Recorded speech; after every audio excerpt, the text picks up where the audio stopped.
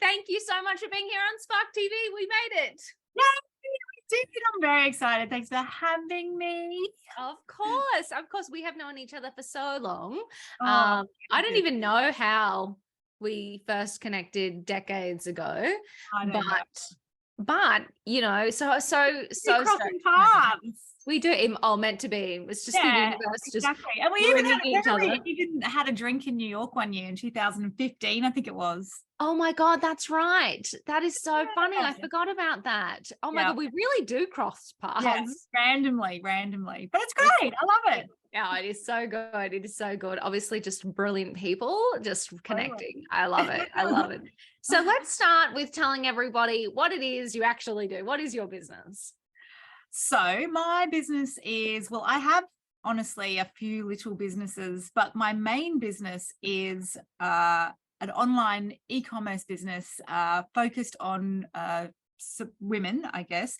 It's called Ruby Olive Jewellery and Accessories. So we sell and produce and support artists and do lots of different things under that umbrella. But essentially, we have an online brand which is all about living your vibrant life, living colorfully and inspiring people to be essentially you, uniquely you, I should say, not essentially you, uniquely you. So it's really empowering people to be who they are, not being afraid of being their true self. And if you want to wear the color. If you don't want to wear the color, that's totally all right as well. I really picked the wrong day to wear a black t-shirt to a podcast recording. Danielle, because it's not about trying to change people. It's really all about inspiring people to feel comfortable in their own skin, to feel comfortable about who they are and celebrating everyone's uniquenesses.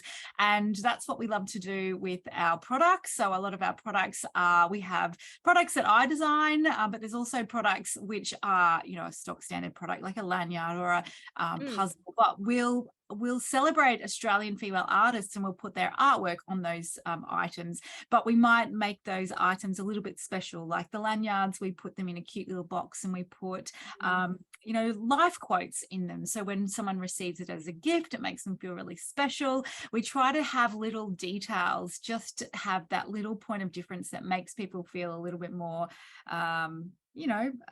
excited or special, or it just puts a smile on their face, which is essentially what we're trying to do. We're trying to make people feel happy and feel good. So I love that. That's perfect. I think we need a little bit of that in our lives, don't we? We do. I agree, especially at the moment where everyone's feeling all doom and gloom. But yes, just obviously there's all that stuff around us which is not there's crap that happens, but a lot of the time we do need to think about some positives. And you said before when we were talking before you press live about it's what you make of it. You've really got to just change that attitude and just sort of think, okay, yes, this is shit, or this is not how I expect ideal. Ideal, but where's the silver lining? What can we do? Can we put a necklace on that's going to make us feel a little bit happier? Can we wear a lanyard that'll just make people around me feel happy and vibrant? Glasses, chains, can I wear a neon glass chain, which is just ridiculous, but it's actually so fabulous at the same time. So it is so fabulous. I've just got into glasses chains because I leave my glasses everywhere, so I've just got into I'm bringing them back. They're amazing. Into back, and we have neon chains, and they're really heavy and chunky, and they're so cool. So awesome. Love them. Oh my God, that is amazing. I love it. It's such a great philosophy and so cool because there's purpose, right? It's, you obviously the first thing you say when you intro is, jewelry, accessories, e-commerce, but it's actually the purpose behind it, which is beautiful. Yeah. And we always say it's not about the product. Yeah. That's kind of our vehicle, I guess. The product is the vehicle that can hopefully make someone's life feel a little bit more vibrant or a little bit happier or something a bit more special. Exactly. So yeah, it's not about the product. Although we're really proud about our products and we love our products.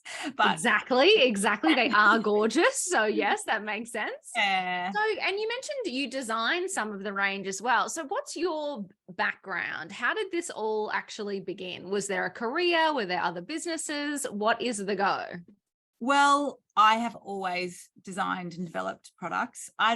My background is in marketing, so I don't have, Cool. I did that at university, a business at university. Although when I was at university, I was hoping I'd learn about how to build a business, but you don't learn that. It's more management. No, I don't find you learn anything practical at school or No. university. It's just drinking, let's be honest, and hanging out and having friends and having fun. But no, when I was at university, or before I was at university, when I finished school, actually, probably around the same time I started uni, I started my own little business selling jewellery. So I went to the Valley markets, which is, I think it's still around in Brisbane, with my little handmade beads and my painted bags.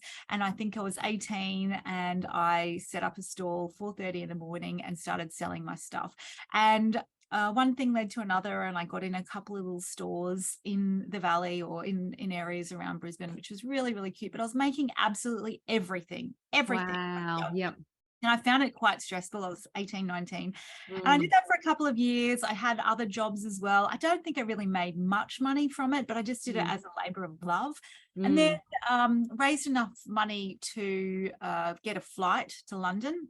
And I thought, you know what? I love this business and I love making stuff and I love my jewelry, but I really need some experience. I really need to learn how to business and I need to learn this industry. So I thought, oh, look, let's go to London, and I'm going to, in 1 year, I'm going to I will become an expert. An expert, exactly. So I thought, I'm just going to get my worldly experience in London and blah, blah, blah. You know, so naive, absolutely naive. So when I was sort of 21, I think I was about 21, I moved to the UK with my now husband, but he was just my boyfriend at the time.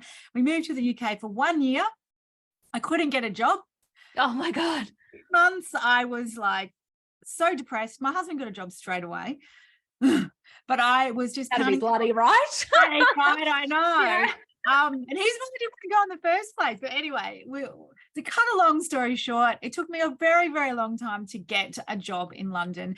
And I eventually got a job just in marketing, in sales, funnily enough, working for a TNT magazine, actually, which was a magazine for all of you that your listeners, if they've been to London, that know the news and travel, that, you know, you back in the day when they didn't have the internet, where you get your jobs and you get your accommodation in the magazine. So I used to sell all those little ad spaces, and so that gave me quite a bit of experience. And I was there for nearly 2 years, and then we realized down in the UK I had no experience in what I went to do. Like, it was frustrating. Best laid plans, yes. Yeah, I know, right? But we were loving living overseas. We were loving London. We were loving travel, and so we worked out that we could stay on a family visa that my partner had. His grandmother, didn't even realize back then until after. His grandmother was born in England. Oh my God, in 1902. Oh my gosh. So we went through the process and were able to stay there a little longer. And that's where I was like, right, I'm giving it my all. And I ended up getting a job in the fashion industry, working for free for like a week, got my foot there. And from then, for the next probably 7 years or so, I worked my way up to become a accessories buyer for a high street retailer. So that's kind of where my career I was in London for almost a decade. And so that's where I learned a lot of the stuff about product development, designing, buying for large retailers. So through that time, I met a lot of suppliers. I met a lot of people. Yes. I used to travel a lot, which was, oh my gosh, I don't think I ever took it for granted, but I probably did take it for granted. Just like going to Paris for the weekend. Oh my God, sounds like a tough life. Yeah.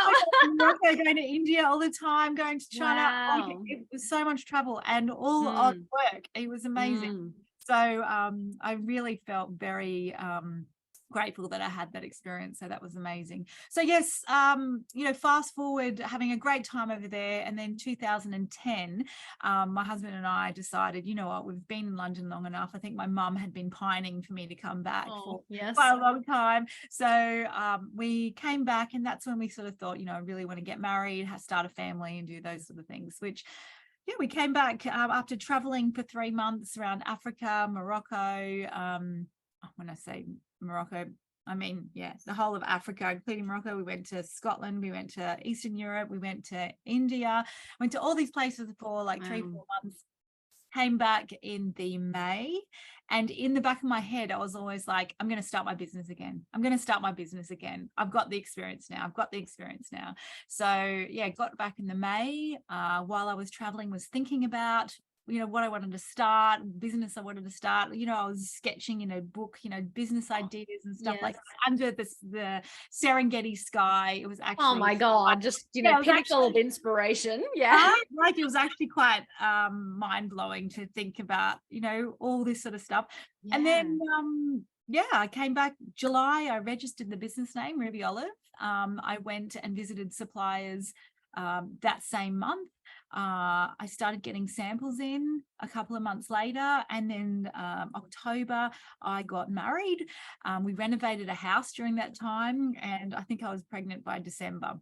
Oh So, my God. Way to do it all at once. honestly, and then it hasn't stopped. Wow. So from 2010 to like 2022, the last 12 Oh. years, I haven't stopped, and it's been amazing. Like, honestly, I haven't wanted to change a thing. So it's been great. So Oh my God, that is absolutely incredible.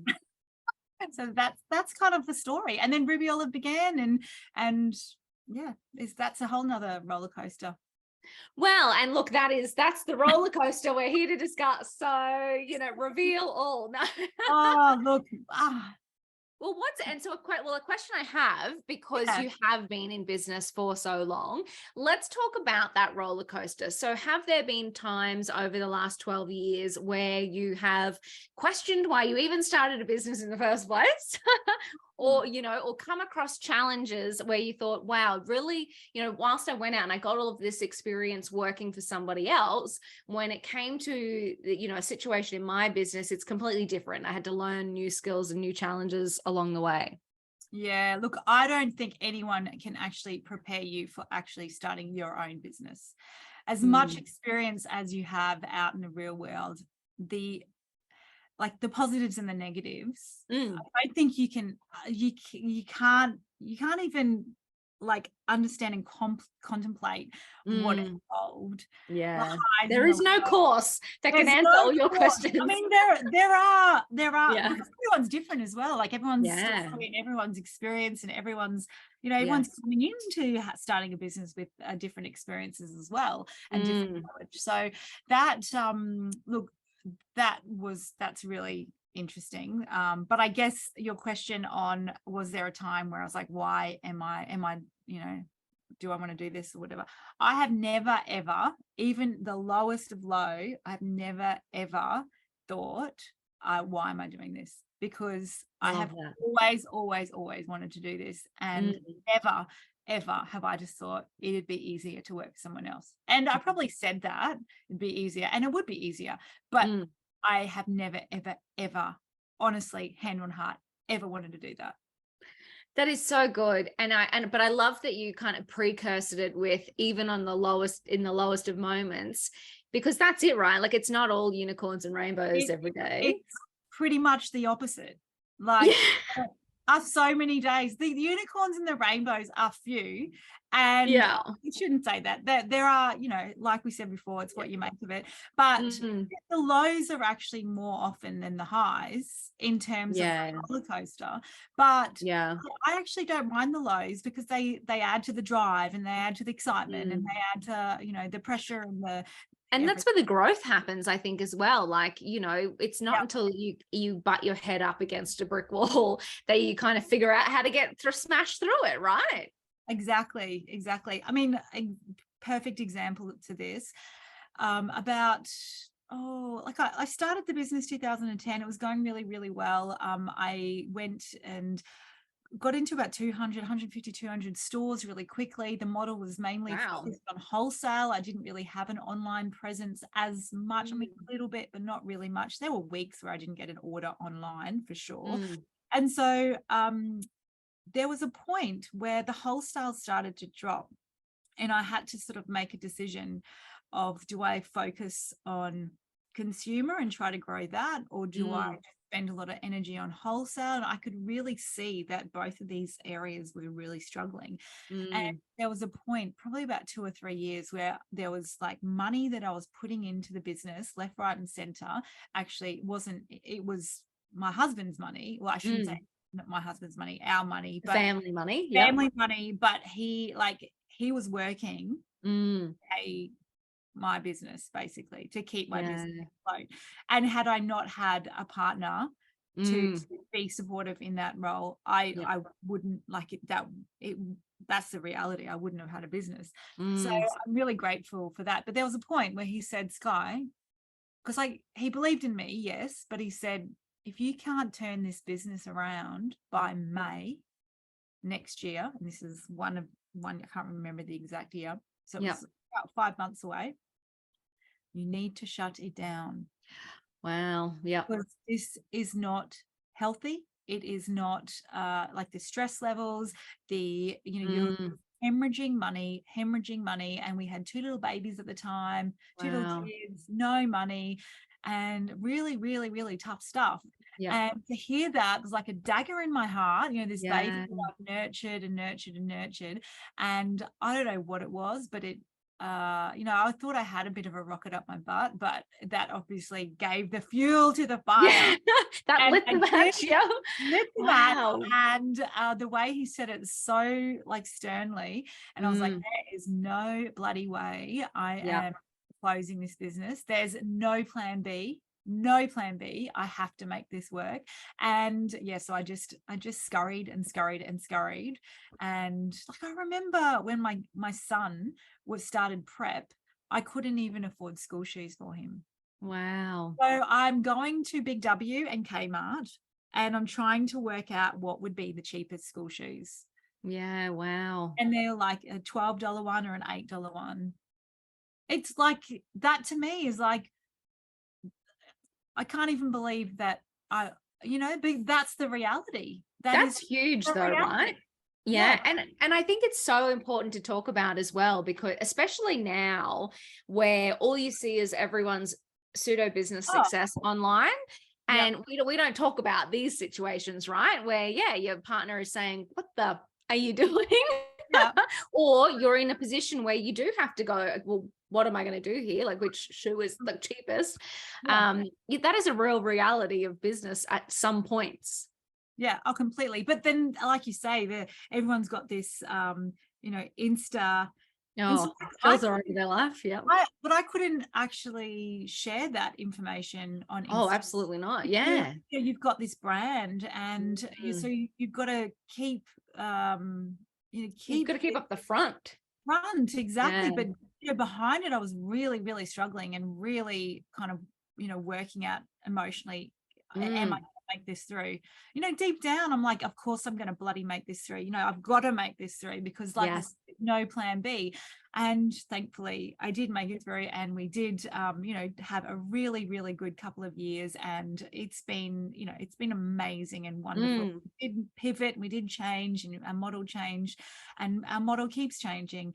But I guess it's all about continuing to evolve and change, and Mm. shit gets thrown at you, and you just got to evolve. COVID and Oh, well, that's what I was going to say. It's like, it's never ending, is it? Like, we have financial crisis, COVIDs, this, that. Like, if it's not, like the model of your business. So, and look, we all try things, right? Like, I don't know how many times we've pivoted, scrunches. We've stopped counting now. But Yeah. you have to, until you kind of get it right. And then all of a sudden something will change and it'll be wrong. And you have to try it again, 100%. 100%. So yes, lots of pivoting. But yeah, we thankfully have come out the other side, and we've had a really, really good level of growth, and I'm really proud of what we've achieved, which is great.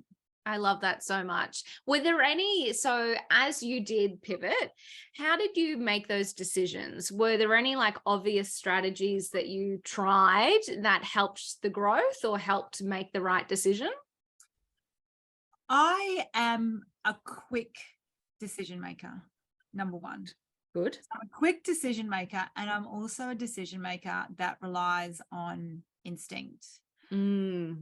So I like those two things that I think is a skill that I've developed over time. Yeah. Because I sometimes think you can overthink things. Yes. Obviously, you do need to have a really clear pros, cons. You need to sort of really think about the worst case scenario versus best case scenario, but really look at that worst case scenario. Yes, of course, you need to look at those things to see whether, the pivot is where you need to go. Yeah. But I think once you've done that, I am able to do that really quickly. And Yeah. I'm able to make a decision. When I make a decision, I go, okay, let's go. Like, Mm. I don't sit on things too long. I just Mm. make decisions, which I think is And you've got to commit. Like once you do make that decision, you got to be all in on Yeah. trying to make it work. yeah, exactly. Perfect example was when I decided that I needed to focus on consumer. My consumer channel, my wholesale channel was dying. Yep. For a number of reasons, and that Mm.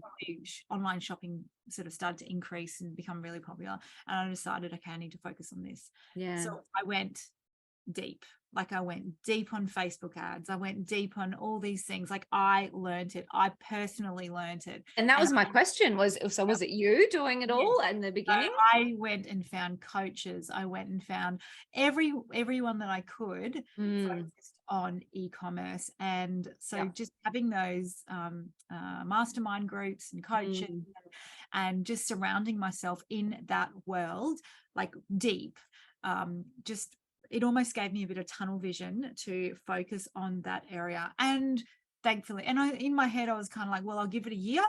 Yeah. And if I can't see a little bit of growth after a year, then I'll rethink the plan. But that was the plan. And thankfully that year did turn into the next year and the next year and the next year. And it was the right direction for me. But yeah, it's a hard one. I'm like, is this the right direction for me? I'm just gonna just try it and maybe just get hopefully a few little wins and just see a few little patterns. And every time I had a win, oh, let's do more of that. If something didn't work, okay, well, let's try this. And it's totally testing and measuring. And one of my coaches back then used to be so big on testing and measuring. He was like, you can't improve what you don't know.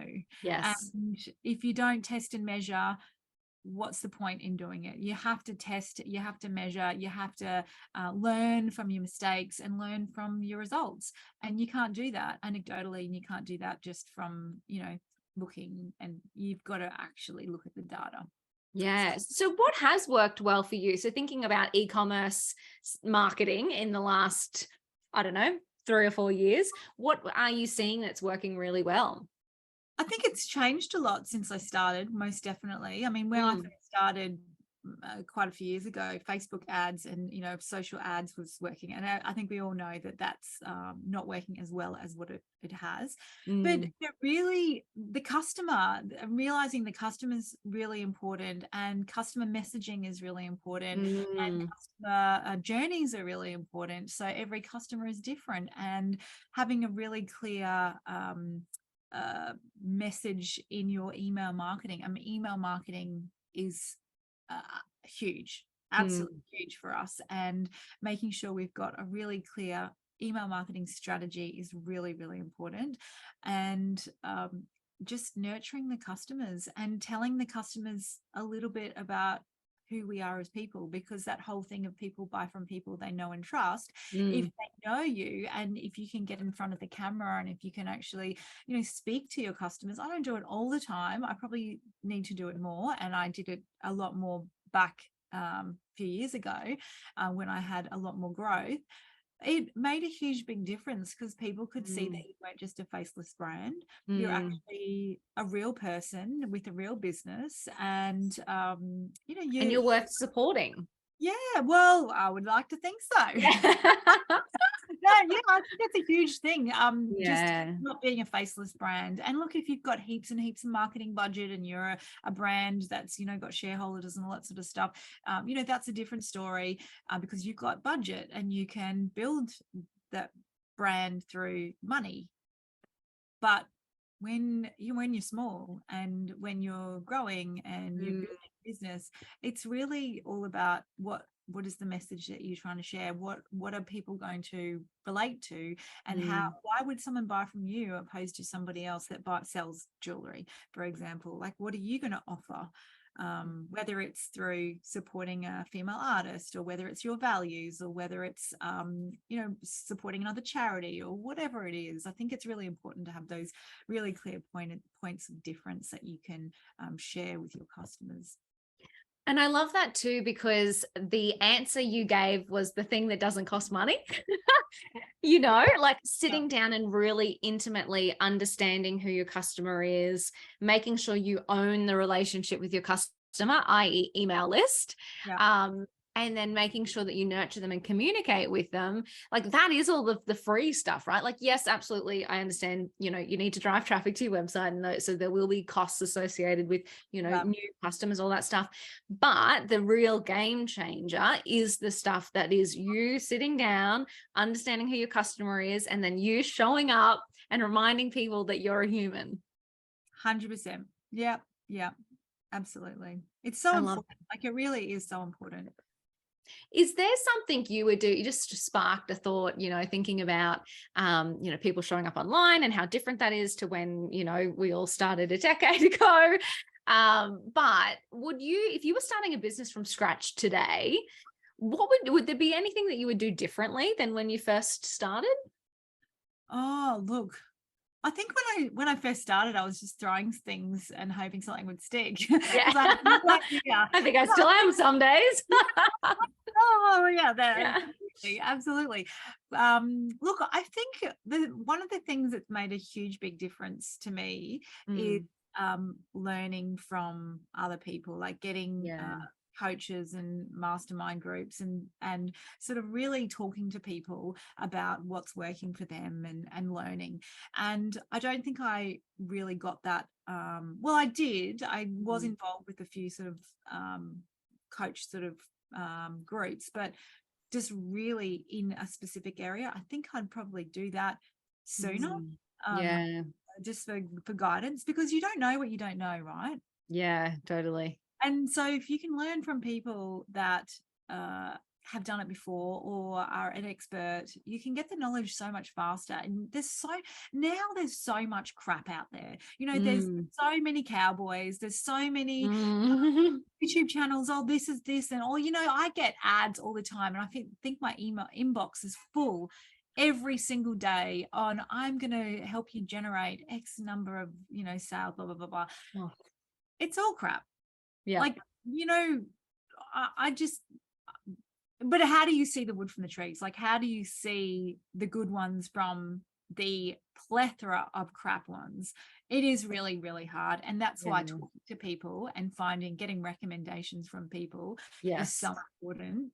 So I think that's definitely what I would do differently. Yeah, totally. I think that's like the blessing and the curse of social media. The blessing that, yes, anyone can start a business today. Anyone can put themselves out there today. And it's so easy. But the flip side to that is it means anyone can say anything they want and make any claims they want. And you're right. Not all of them are perhaps, living what they preach. If I hear one more person say, be a 7-figure entrepreneur, I'm going to... 6 months or a year. 6 months, totally. Please. With no effort, just showing up on reels. Yeah, exactly. Just dance on reels and you will be a millionaire. Yeah. Drives me crazy. What a burst your bubble. Anyway. It's true. But no, I love that. Investing in learning earlier in your niche and getting recommendations from other people. I think that's brilliant. Yeah, and I think, being a lifelong learner, being a forever learner is something which I always want to be. And that's you never know enough. Like you have to learn. Well, and it changes all the time as well, doesn't it? Like you said, it's completely different than when you first started. It changes every 6 months. So, and I enjoy learning. I listen to stuff all the time, and I do really enjoy it. So, I think that helps a lot, just being inquisitive. I love that. And what about switching off? So, we mentioned, I think before we hit record, that it's manic leading into Christmas for most of us. But how have you managed, a family, a personal life, not letting the business consume you? Do you have any, insights, wisdom for us serial crazy entrepreneurs? Yeah, serial crazy entrepreneurs, yes. Look, I do think that like my business and my life, my personal life are very much enmeshed. And it's not, I mean, you don't, I think when you run a business, or when you're an entrepreneur, you don't have a family life and a business. Yeah, I don't think. I mean, I'm sure everyone's different. That's fine. totally. Pick your own path, people. Pick your own path, exactly. And what works for some people and what works for others is totally fine. And I'm not here to judge. But for me, my world is very enmeshed, and it's actually totally fine, and I love it. And my son, who's now 11, he has always seen me being an entrepreneur. I am very present to them. I pick them up from school nearly every day, so I am really present to them. But he's seen me being an entrepreneur, and guess what? He just started his own little business a couple of years ago. Stop it. 11. Oh my God. Now I feel like I'm behind in life. What's he doing? He started it at 9. Yeah. So he's just, and he's doing really well. He's doing really, really well. And he's been on podcasts and stuff as well. Oh my God, this is funny. Incredible. And yeah, so it's not necessarily a bad thing, him seeing stuff when we talk about things all the time. And my other son, he couldn't care less. He just wants the money. He doesn't want to do the work. The son that's got the business actually couldn't care less about the money. He just really loves having a business. That's funny. It's just funny. Everyone's different. But yeah, just I think it is important that I do pick the kids up from school, and I think it is important that I do have that time with my husband at night. I do cook dinner, and I do those domestic things. I might go back and do work when the kids go to sleep. Sometimes I do, sometimes I don't. I definitely don't do it as much now than what I did when I first started, when I was on that treadmill trying to survive. Yes. But I just moved to acreage, which is a bit exciting. Oh, and amazing. So my whole life now is so different because we've got space, and I find it's your environment. I didn't realize how much your environment plays such a big role in that balance. So I could be working on my phone out the front in amongst all the gum trees, but I was so relaxed and chilled and not actually feel like I'm working, because I'm not at a desk, I'm on my computer. So there's all those little things where it is I wouldn't have it any other way. I love it. It is very enmeshed, but I'm okay with that. Well, and I do love, though, that the point about your environment, and also it's almost like life design, right? So you can choose your own path, right? Like go all crazy into business, work 24 hours a day, no stress, or just work around kids' schedules, or find a balance, or whatever it is. I think it is what gives you energy, and when do you show up for work and it not feel like work. I do love that. I try and work by the pool sometimes, right? So I'm like super chill, getting some sunshine. I feel like I'm on a holiday, and I'm finishing up my emails. Like, it's how do you insert those moments in your life and business so that they do all work together? Yeah, exactly. Look, even when I'm going on holidays, I know my husband always says you got to turn off, for a week. But I actually quite like just tapping in and, seeing what everyone's doing, and just answering a few questions. It just, I don't mind it. Like, I quite like it. But, And sometimes when you switch off, that's when all the ideas come. Oh yeah, that's right. That is right. Like going away for a long weekend and all these ideas come. That's very Yeah. true. Which yeah, it's also very that you're You writing can't down these switch off being ideas. an entrepreneur, can you? No, you can't. No, exactly. My brain does work crazy hours. I love it. I love it. I can relate. I can relate. You know what? I think sometimes people, because my son's brain works like that as well, but I think a lot of kids and a lot of adults are told that you shouldn't, you should do this and you should do that. But Mm, I guess whatever works for you, if your brain does work like that, embrace it. You know, mm, it's not a fault of your brain. You know, you yes. may need to learn some tools or techniques to calm your brain if it's manic or if you're Mm. anxious or something like that, but we're born with what we're born with, and I just think sometimes we just need to embrace the way we are. Embrace our crazy. Embrace our crazy. That's right. I'm okay with it. I've learned to be okay with it. I love it. I love it. It's so good. Okay, let's leave the Spark community with one last nugget of wisdom. So a lot of people that tune in are women in business.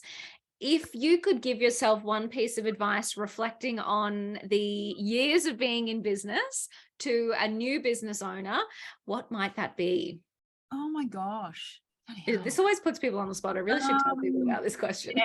I never thought and I had a really good juicy one, but I'm worried that it'll just be I think anything that you say will be absolutely incredible and valuable to people. So um just don't doubt yourself. Like, I think don't doubt yourself and believe in yourself. I think too Mm, many women in business too many women in business just don't believe in themselves enough, and mm, they don't go for those jobs that they think that they'd be great at, but they don't believe that they're good enough, or they don't mm. start a business because they they're just a bit concerned. I just think believe in yourself.